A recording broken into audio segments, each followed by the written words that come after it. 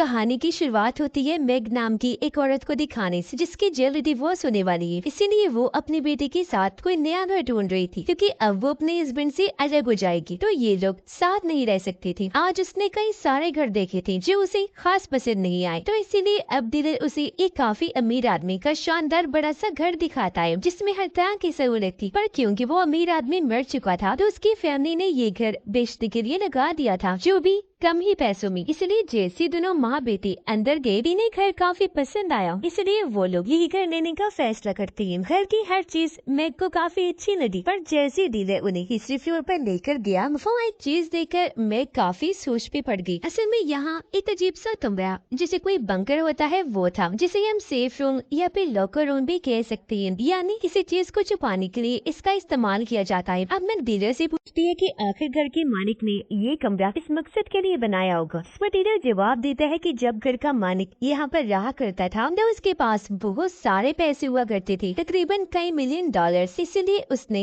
ये locker room बनवा लिया, ताकि अगर कभी कोई खतरा आए तो इमरजेंसी की सूरत में वो इसे इस्तेमाल कर सके, और अगर उस पर भी हमला हो तो वो यहाँ आकर अपनी जान बचा सके। ये लोग अब अंदर आकर इस कमरे को भी चेक करते हैं, जहाँ पर बहुत सारे टीवी लगे हुए थे, क्योंकि पूरे घर में कैमरास थे जिनकी रिकॉर्डिंग्स यहाँ चला करती थी। इसके अलावा दीवार के अंदर भी लोहे की दीवारों का इस्तेमाल किया गया था। गेट पर ऐसे रॉड लगाए गए थे जिनमें करंट दौड़ता था, ताकि अगर कोई इसमें घुसने की कोशिश करेगा तो करंट लगने से उसकी मौत हो जाएगी। अब यह एक चीज जो सबसे ज्यादा दिलचस्प थी, वो था फोन, जो कभी बंद नहीं होगा, हमेशा चलता रहेगा। पर एक छोटी सी चीज थी कि अभी ये चलना शुरू नहीं हुआ था। इसे स्टार्ट करवाने के लिए उस कंपनी को कहना पड़ेगा जिसने यहाँ फोन का सेटअप किया। अब ये कमरा जाहिर है मैग को काफी अजीब लगा, पर उसे इसे कोई फर्क नहीं पड़ता, क्योंकि उसे तो इस घर में रहना था जो इतना आलीशान था, ना कि इस रूम में। इसीलिए वो पैसे देकर घर खरीद लेती है और बहुत जल्दी यहाँ अपना सामान भी शिफ्ट करके रहना शुरू कर देती है, और ऐसे उसकी जिंदगी नॉर्मल तरीके से चलने लगती है। दोनों माँ बेटी हंसी खुशी यहाँ रह रहे थे। कुछ दिन के बाद रात को जब दोनों माँ बेटी सो रहे थे, तो उनके घर के बाहर हम कुछ चोरों को देखते हैं जो इनके घर के अंदर ही झांक रही थी। फिर एक आदमी जबरदस्ती दरवाजा खोलने की कोशिश करता है, पर अंदर से लॉक्ड होने की वजह से वो दरवाजे को नहीं खोल पाता, तो अब वो किसी तरह ऊपर चढ़ने लगा। खिड़की से अंदर घुसकर वो पहले बालकनी का दरवाजा खोलता है, फिर अंदर जाकर मेन दरवाजे को भी खोल देता है और अपने बाकी साथियों को भी अंदर बुला लेता है। पर इन्हीं का ही साथी जिसका नाम बर्नम था, वो मैग और उसके बेटे को देख लेता है। अब वो बाकी चोरों के निस्बत अच्छा इंसान था। उसने पहले चोरी करने से मना कर दिया था, पर जब उसे बताया गया कि घर पर कोई नहीं, तो तब जाकर वो चोरी के लिए माना था। लेकिन अब क्योंकि उसने दोनों माँ बेटी को देख लिया था, इसीलिए वो अपने एक साथी को कहता है कि मैं यहाँ पर चोरी नहीं करूँगा, क्योंकि यहाँ एक फैमिली रह रही है, जबकि तुमने तो कहा था कि घर खाली है। इस तरह लोगों को मार कर मैं चोरी नहीं करने वाला। अब यहाँ हमें पता चला कि बर्नमी सारी बातें जिस चोर को बता रहा था, वो दरअसल घर के पुराने मालिक का पोता था। वो जानता था कि पहले घर खाली पड़ा था, इसलिए उसने ये सारा चोरी का प्लान बनाया था। पर अब जब उसे पता चला कि घर में है कोई, तो बर्नम को तसल्ली देता है कि शांत हो जाओ, कुछ नहीं होगा, मैं सारा बंदोबस्त करके आया हूँ, और लोगों को मरवाने के लिए मैं एक किलर कातिल को पिलाया हूँ, जो पैसे लेकर लोगों को मारता है, तो ये उन माँ बेटी को मौत की नींद सुला देगा और हम अपनी चोरी कर लेंगे। जहन पे इतना सवार न करो, कुछ नहीं होगा। पर अभी भी बर्नम इसके लिए नहीं मानता और वहाँ से जाने का फैसला करता है, क्योंकि किसी की जान लेने पर उसका दिल नहीं मान रहा था। उसे जाता हुआ देखकर घर के मालिक का पोता उसे लानत देने लगता है कि क्या बेवकूफी कर रही हो, तुम्हें पैसे नहीं चाहिए, तुम्हें अंदाजा नहीं कि यहाँ हमें 3 मिलियन डॉलर से भी ज्यादा पैसे मिलेंगे। जो सुनकर अब बर्नम रुक जाता है, क्योंकि उसे भी पैसों की सख्त जरूरत थी। अब आधी रात को मैग की आँख खुल गई, उसे वॉशरूम जाना था, जिसके बाद जब वो दोबारा सोने के लिए जाने लगी, वो नौकर उनकी लाइट जलाकर चेक करने लगती है। पर थोड़ी देर बाद जब उसकी दोबारा आँख खुली, तो उसने देखा कि मैंने तो लॉकर रूम की लाइट्स ऑफ ही नहीं की, इसीलिए वो लाइट बंद करने जैसी आई, उसकी नजर टीवी पर पड़ जाती है, जहाँ वो ये देखकर काफी घबरा गई कि घर में कुछ चोर घुस आए हैं। वो डरी हुई जल्दी से अपने बेटे के पास आई, उसे जगा कर चुप रहने का कहती, ये भी सारी बात बताकर यहाँ से ले जाने लगी, ताकि वो यहाँ से भाग सके। पर उन्हें जाता हुआ घर के मालिक का पोता देख लेता है, इसीलिए वो भी इनके पीछे पड़ गया। लेकिन अब ये नीचे जाने के लिए लिफ्ट का इस्तेमाल देने लगी। मैग की बेटी बताती है कि हमें उस लॉकर रूम में चलना चाहिए, वहाँ हम महफूज रह सकते हैं। इस बात पर मैग मान गई और अब ये दोनों तीसरे फ्लोर पर आ जाती है। अब इससे पहले कि चोर इन तक पहुँचते, ये रास्ते में कुर्सी रती आगे बढ़ी। चोर इन तक आने लगी थी, ये जल्दी से उस कमरे में जाकर अंदर से दरवाजा बंद करके खुद को वहीं पर लॉक कर लेती है। दोनों ही काफी डरी हुई थी, उनकी समझ में नहीं आ रहा था कि आखिरी लोग चाहते क्या है। अब उनके लॉकर रूम में जाने की वजह से मालिक का पोता काफी गुस्सा करने लगा, क्योंकि जिस रूम में उन्हें जाना था वो लॉकर रूम में था जहाँ वो $1 बिलियन पड़ी है। पर इस बात का मैग को पता नहीं था। मैग फिर अपना फोन ढूंढने लगी, जहाँ तभी उसे याद आया कि ओ गॉड, वो तो कमरे में ही रह गया है। इसीलिए अब वो वहाँ लगी, फोन से कॉल करने की कोशिश करने लगी, पर वो भी काम नहीं करता, क्योंकि अभी तक उसने कंपनी से उसे ऑन नहीं करवाया था। अब किरण को शक हुआ,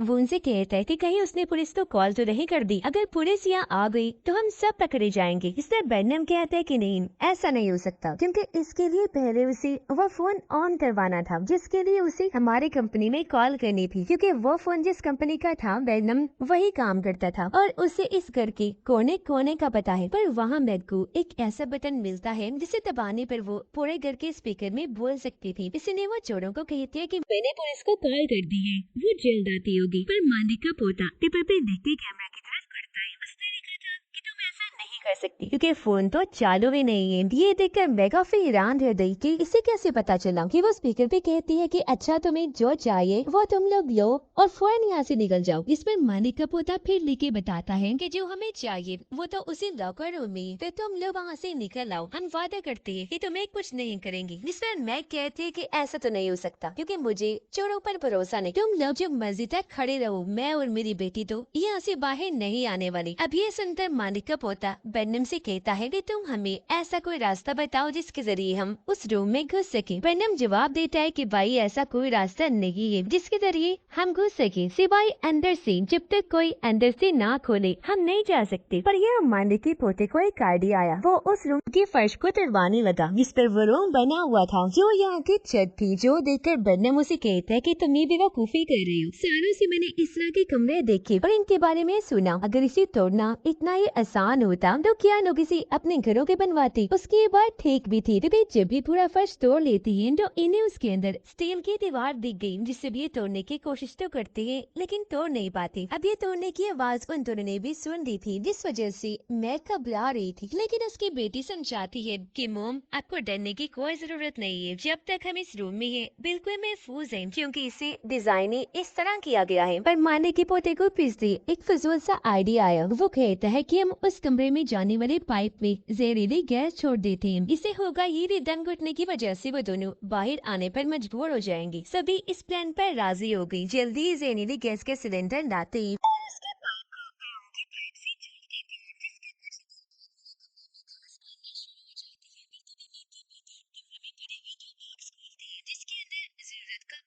सामान था, जिनकी मदद से ये खुद को बचा सकते थे। इन्हें 2 फायर जैकेट्स मिलती हैं, जिनकी मदद से ये आग से बच सकती हैं। मैग और उसकी बेटी इस जैकेट को पहन लेती है, जिसके बाद मैग उस पाइप में लाइटर से आग लगा देती है, जिससे वहाँ धमाका हुआ और मालिक के पोते का हाथ और मुंह चुन जाता है। साथ ही वहाँ काफी चीजें भी गिरकर इधर उधर बिखर गई थी। अब इस सब की वजह से मालिक का पोता काफी गुस्सा हो जाता है, क्योंकि उसका सारा प्लान उसे भी बाहर पड़ गया। वो अपने कंट्रोल करते हुए जोर जोर से चिल्लाने लगा कि भले मुझे पैसे मिले या ना मिले, लेकिन मैं तुम दोनों को नहीं छोड़ूंगा। अब मैग की बेटी उन बैग्स में से और चीजें ढूंढने लगी, जहाँ पर उसे एक टॉर्च लाइट मिलती है। साथ ही रूम में एक बड़ा सा पाइप था, जिसके सुराख से सामने आना घर नजर आ रहा था। इस रास्ते के जरिए मैग की बेटी टॉर्च को लाइट की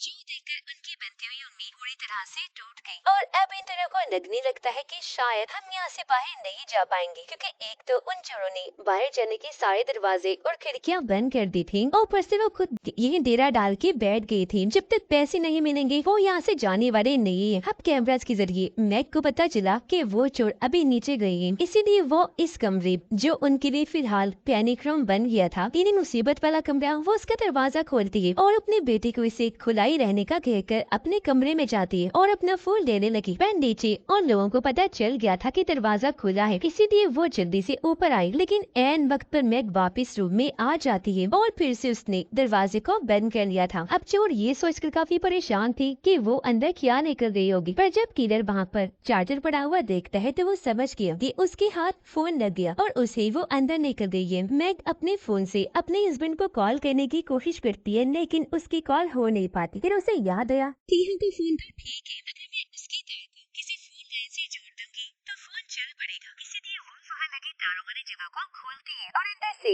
टेलीफोन लाइन की तार को बाहर निकाल कर उसे फोन से जोड़ देती है, जिसके बाद वो खुशकिस्मती से अपने हस्बैंड को कॉल मिला ही देती है। वो कहती है कि जल्दी पुलिस को लेकर आ जाओ क्योंकि घर में चोर घुस आई है। पर बीच में कॉल कट हो गई क्योंकि बेनम को पता चल गया था कि उसने फोन कर दिया तो उसने मेन लाइन काट दी थी। अब तक मालिक की पोते ने भी हार मान ली थी। वो कहता है कि मैं तो यहाँ से जा रहा हूँ क्योंकि चेहरा झुलसने की वजह से उसे तकलीफ हो रही थी, उसे जाना ही था। पर जाते जाते वो कहता है कि यहाँ हमारी सोच से भी ज्यादा पैसा है। जो सेंटर किलर उसे गोली मारकर उसकी जान लेता है ताकि बाहर जाकर वो ये बात किसी और को न बताते। अब ये देखकर मैग और उसके बेटे काफी डर जाती हैं। इतने ही देर में दरवाजे की बेल बजी। वहाँ पर जो कोई भी था ये उसे अंदर ले आए। पता चला कि ये मैग का हस्बैंड है जो पुलिस के साथ नहीं आया, उसने खुद ही आना ठीक समझा। फिर बेचारी ने घंटी घंटी के अंदर लाते ही किलर उसे पेटने लगता है। फिर बर्नम को कहता है कि इससे पूछो कि ये कौन है। अब जब बर्नम ने उसकी आईडी चेक की तो उसे भी पता चल गया कि ये मैग का हस्बैंड है। अब यहाँ किलर के जहन पर लालच और खून सवार हो गया था, इसीलिए वो यहाँ बर्नम को गन पॉइंट पर कर लेता है और उसे कहता है कि मुझे कैसे भी करके उस कमरे में लेकर चलो वरना मैं तुम्हें भी गोली से मार दूंगा। पर बर्नम उसे कहता है कि तुम बेशक जो मर्जी कर लो, अंदर जाने का रास्ता जब नहीं है तो नहीं है, हम कैसे जाएंगे। जिस पर किलर कहता है कि कोई बात नहीं, ठीक है। अब मुझे एक आइडिया आ गया है। वो मैग के हस्बैंड की आईडी को लेकर कैमरा के सामने करता है, फिर उसे भी सामने लाकर मारने लगता है ताकि ये देखकर वो दोनों बाहर आ जाएं। अब ये देखकर दोनों माँ बेटे को बहुत दुख हुआ। वो घबराते हुए रोने लगी। पर यहाँ मैग के लिए एक दूसरी मुसीबत आ गई। तभी उसकी बेटी को दौड़ना पड़ने लगा क्योंकि उसे एक बीमारी थी जिसकी दवाई अभी उस